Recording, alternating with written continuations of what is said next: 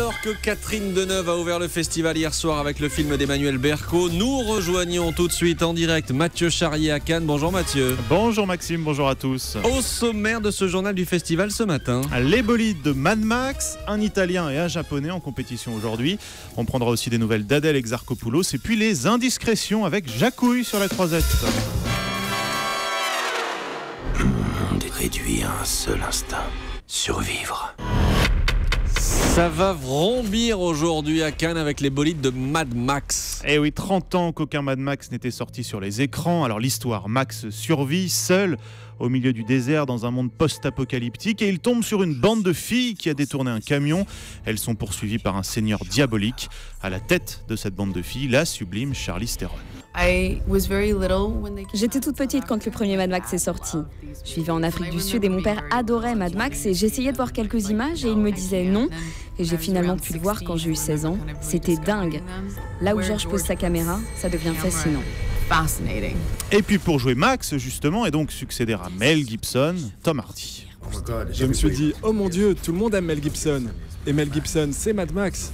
Et si dans ce film ce n'est pas Mel Gibson, ce ne sera pas le vrai Mad Max. Tout le monde va te détester. Puis George Miller m'a rassuré. Il m'a expliqué comment il voulait que soit mon personnage. C'est un honneur. Voilà, Mad Max Fury Road, c'est un film très sec parce qu'il y a très peu de dialogue et qu'on est au milieu du désert avec plein de bolides. Franchement, on a presque l'impression de sentir l'essence quand on quitte la salle. Film projeté donc hors compétition ce soir à Cannes. La compétition, elle commence également aujourd'hui avec un film italien et un film japonais. Eh oui, Matteo Garonne pour le film italien, une sorte de conte fantastique, violent, parfois gore.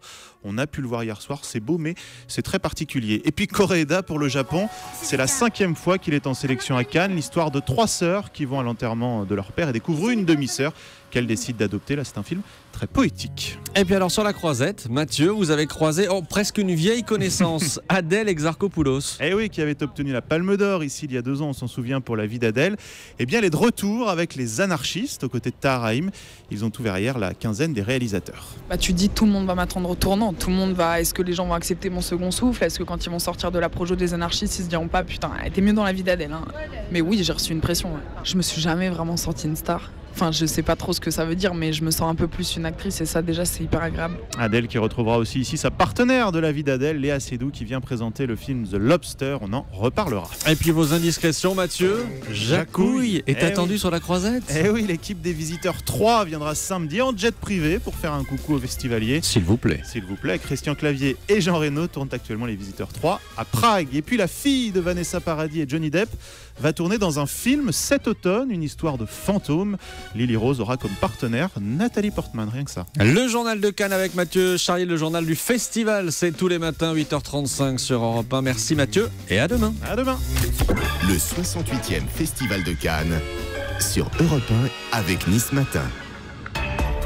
Europe 1, il est 8h40. C'est un autre genre de festival. Dans un instant, Nicolas Canteloup. Festival du rire.